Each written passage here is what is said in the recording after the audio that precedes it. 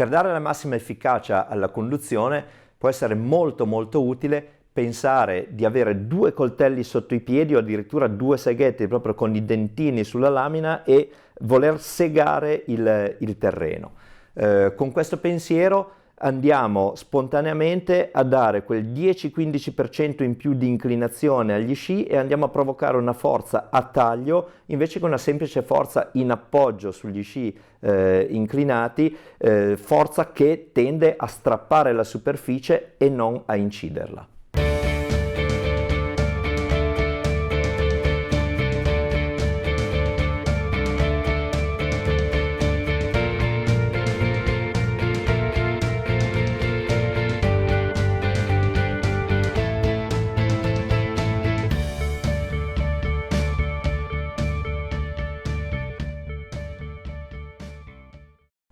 Ci troviamo in una curva a sinistra e vediamo quali sono gli effetti di 2 azioni diverse. La prima azione è quella di semplicemente aver inclinato e caricare lungo l'asse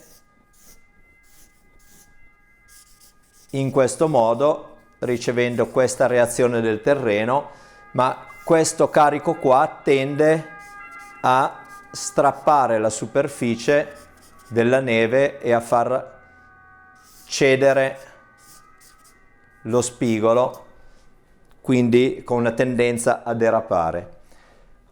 Forze convogliate esclusivamente in questo modo. È ovvio che queste forze ci saranno sempre, ma proviamo, volendo tagliare, volendo incidere, proviamo a provocare delle forze come se avessimo 2 coltelli e volessimo tagliare, segare il terreno. Quindi forze in questo modo. Come possiamo provocarle? Possiamo provocarle intanto cercando di fare un'azione di questo tipo, abbinarla poi ad un'azione dei muscoli adduttori della coscia esterna alla curva e agli abduttori, in modo che questi snodi qua siano solidi e il terreno non vada ad espellere lo sci dal solco, creandogli tendenza a derapare. Quindi taglio per aumentare sia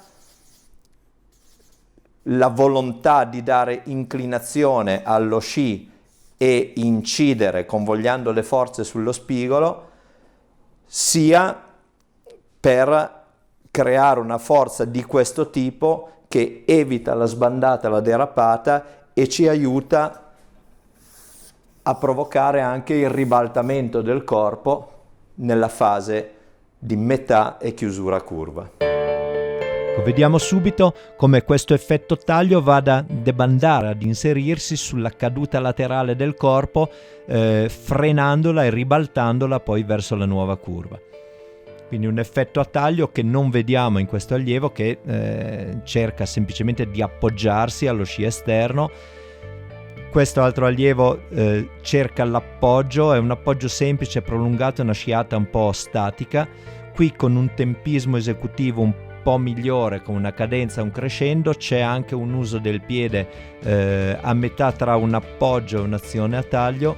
Qui vediamo una differenza forte tra questa curva dove l'equilibrio è un po' precario e quella invece verso destra dove un migliore equilibrio favorisce anche il lavoro a taglio dei piedi.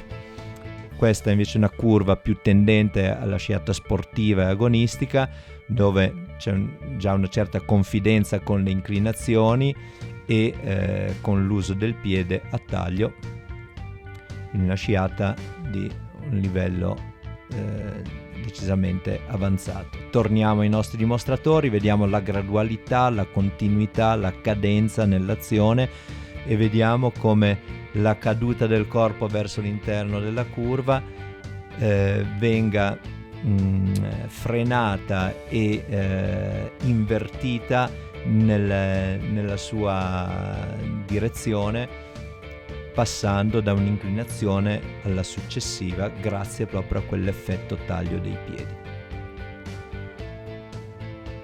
E qui vediamo Giacomo Baldini è molto importante che l'effetto taglio, questa azione a taglio, venga programmata durante la fase di inversione da una curva all'altra, in modo che nella zona di ingresso curva i piedi vadano spontaneamente a predisporsi con quell'inclinazione che servirà poi per segare il terreno.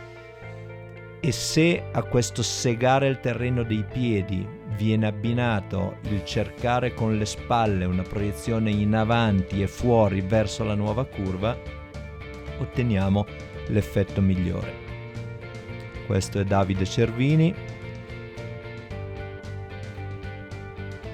Vediamo anche nella sua azione l'abbinamento tra la caduta del corpo, la presa dei piedi a taglio, la presa a taglio e l'uscita verso la nuova curva. Oltretutto questa azione mette molto al riparo da cadute, da perdite dello sci esterno, e questo è il momento in cui l'idea di voler andare a tagliare deve trasformarsi in azione di taglio vero e proprio. Quindi è molto importante durante la fase di inversione programmare questa fase, averla ben chiara in testa.